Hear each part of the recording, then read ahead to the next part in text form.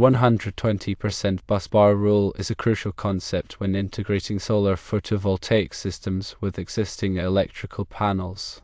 It dictates the maximum allowable sum of overcurrent device ratings connected to a panel's busbars, ensuring safe operation and preventing overloads. The rule states that the sum of the overcurrent device ratings, such as breakers or fuses protecting circuits connected to busbar, cannot exceed 120% of the busbar's ampacity. In simpler terms, it limits the total amount of power that can be fed into a panel relative to its capacity. Let's consider a scenario with a 225 amp meter main that lacks a main breaker.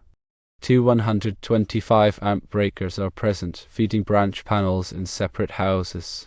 The objective is to determine the maximum amount of solar electric that can be safely added to the system, given a proposed addition of 107 amps of solar electric via a combiner subpanel with a line tap on the two service entrance rated feeder wires. A step-by-step calculation of this scenario begins with step 1, determining the ampacity of the conductors feeding the meter main. While the exact conductor size is not specified, the minimum ampacity should be 225 amps, matching the meter main rating. This is based on the assumption that the conductors are appropriately sized for the service. Next, step 2 involves calculating the 120% allowance. To do this, multiply the meter main ampacity by 1.20, which in this case is 225 amps multiplied by 1.20, resulting in 270 amps.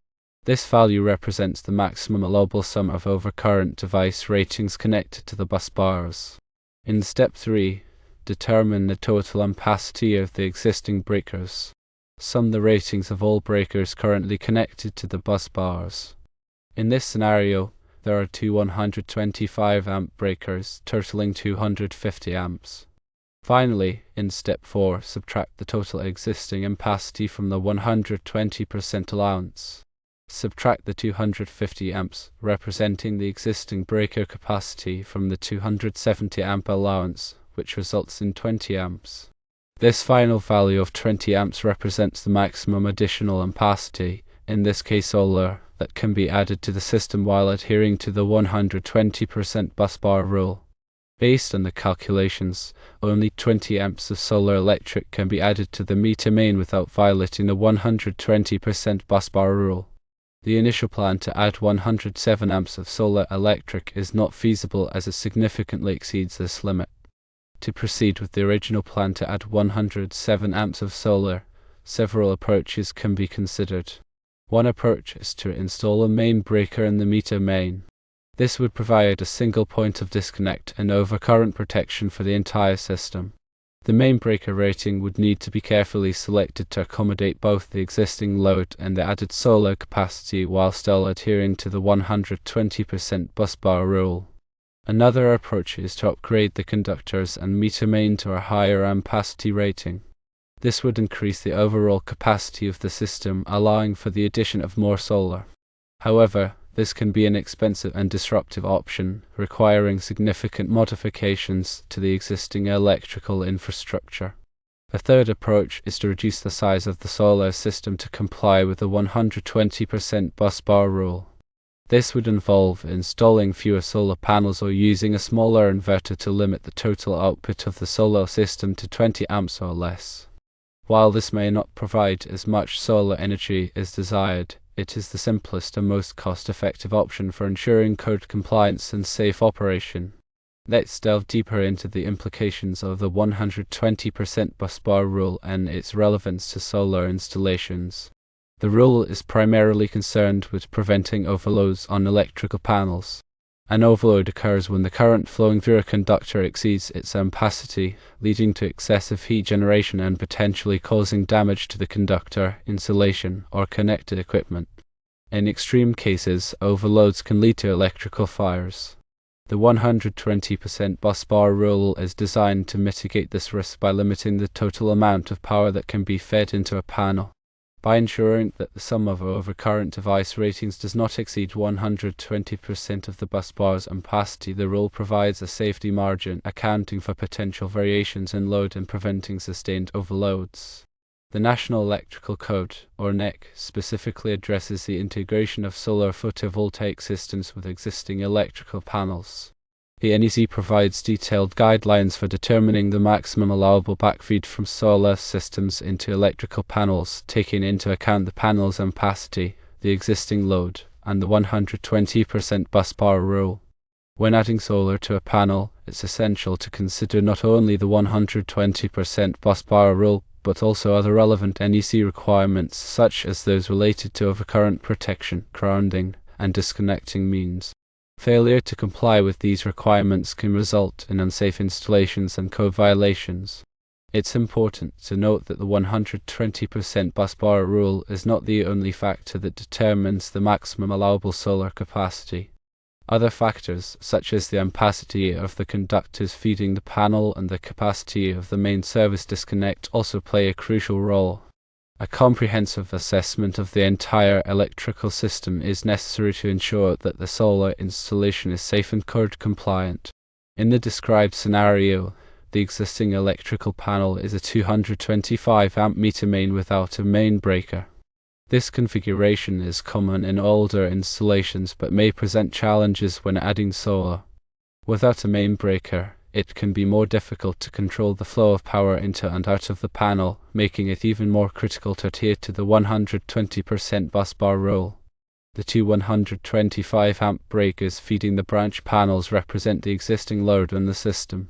These breakers protect the circuits that supply power to the various appliances, lights, and other electrical devices in the two houses. When adding solar, it's important to ensure that the existing load does not exceed the panel's capacity, especially when combined with the solar output. The proposed addition of 107 amps of solar electric via combiner subpanel would significantly increase the total power flowing into the meter main. This is where the 120% busbar rule becomes particularly relevant. As demonstrated by the calculations, adding 107 amps of solar would exceed the allowable limit, potentially leading to an overload.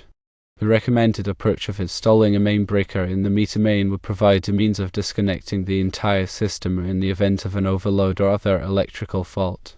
The main breaker rating would need to be carefully selected to accommodate the existing load and the solar output while still complying with the 120% busbar rule. For example, if the existing load is 250 amps and the desired solar output is 107 amps, the main breaker rating would need to be at least 357 amps. However, the 120% busbar rule would still apply, limiting the total allowable ampacity to 270 amps. In this case, the main breaker rating would need to be reduced to comply with the rule. Alternatively, upgrading the conductors and meter main to a higher ampacity rating would increase the overall capacity of the system, allowing for the addition of more solar. However, this can be a costly and disruptive option, requiring significant modifications to the existing electrical infrastructure. Finally, reducing the size of the solar system to comply with the 120% busbar rule is the simplest and most cost-effective option. This would involve installing fewer solar panels or using a smaller inverter to limit the total output of the solar system to 20 amps or less. While this may not provide as much solar energy as desired, it would ensure code compliance and safe operation. In conclusion, the 120% busbar rule is a critical consideration when adding solar photovoltaic systems to existing electrical panels. It limits the total amount of power that can be fed into a panel, preventing overloads and ensuring safe operation. When adding solar, it's essential to perform a comprehensive assessment of the entire electrical system, taking into account the panel's ampacity, the existing load, the solar output, and all relevant NEC requirements. By carefully following these guidelines, it's possible to integrate solar energy safely and effectively, contributing to a more sustainable energy future.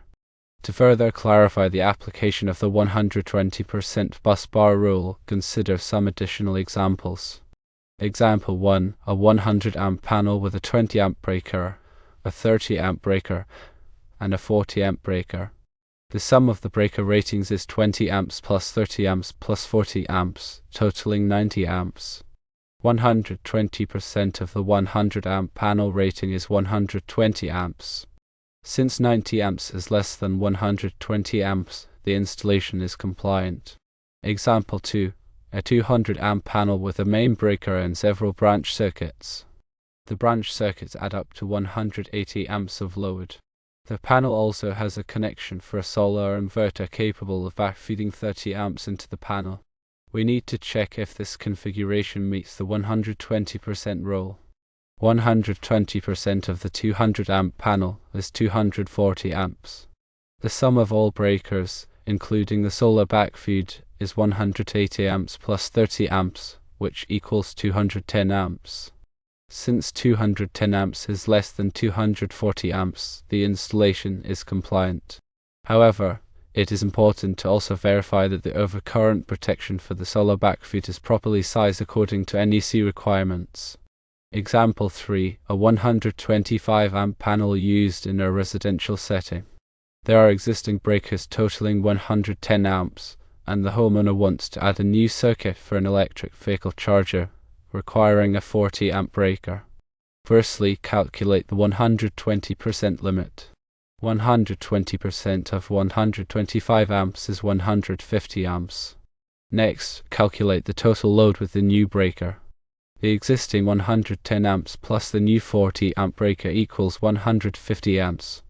The installation is technically compliant with the 120% rule as the total load equals the limit.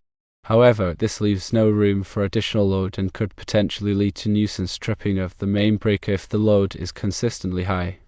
In such cases, it may be prudent to consider upgrading the panel to a higher ampacity. To ensure compliance with the 120% bus bar rule and other relevant electrical codes, it is essential to consult with a qualified electrician or solar installer. These professionals have the knowledge and experience to assess the existing electrical system, determine the maximum allowable solar capacity, and design a safe and code-compliant installation. They can also provide guidance on selecting the appropriate equipment, such as inverters, breakers, and conductors, and ensure that the installation meets all applicable safety standards.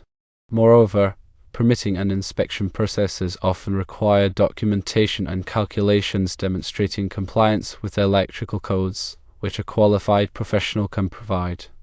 Attempting to install solar without the proper knowledge and expertise can be dangerous and may result in code violations, voiding warranties, or even causing electrical fires.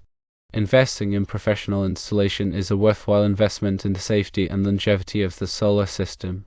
In addition to the 120% busbar rule, other factors can limit the amount of solar that can be added to an electrical panel. One such factor is the ampacity of the service entrance conductors, which are the wires that connect the panel to the utility grid. If the service entrance conductors are not large enough to handle the combined load of the existing circuits and the solar output, they will need to be upgraded. Another limiting factor is the capacity of the main service disconnect, which is the switch or breaker that disconnects the panel from the utility grid. If the main service disconnect is not large enough to handle the combined load, it will also need to be upgraded. Furthermore, the physical space available in the electrical panel may also limit the number of breakers that can be installed. If the panel is already crowded with breakers, it may be necessary to install a subpanel to accommodate the additional circuits required for the solar system. In some cases, the utility company may also impose restrictions in the amount of solar that can be connected to the grid. These restrictions may be based on the capacity of the local grid infrastructure or on the utility's policies regarding net metering or other solar incentives. It is important to consult with the utility company before installing solar to ensure that the system meets all applicable requirements. The 120% busbar rule is a fundamental principle in electrical safety and solar installations. It ensures that electrical panels are not overloaded, preventing potential hazards such as overheating, damage to equipment, and electrical fires. Understanding and applying this rule correctly is crucial for anyone considering adding solar to their property. By following the guidelines outlined in this discussion and consulting with qualified professionals, it is possible to integrate solar energy safely and effectively, contributing to a cleaner and more sustainable energy future. Remember that electrical codes and regulations can vary depending on the location, so it is always essential to consult with local authorities and qualified professionals to ensure compliance. The information provided here is for general informational purposes only and should not be considered a substitute for professional advice. Always consult with a qualified electrician or solar installer before making any decisions about your electrical system or solar installation. Understanding the 120% rule is not just about compliance, it's about ensuring the safety and reliability of the electrical system for years to come. A well-designed and installed solar system can provide clean, renewable energy while maintaining the integrity of the electrical infrastructure. In conclusion, the 120% busbar rule is a critical concept for safe and code-compliant solar installations. Always prioritize safety and consult with qualified professionals to ensure that the solar system is properly designed, installed, and maintained.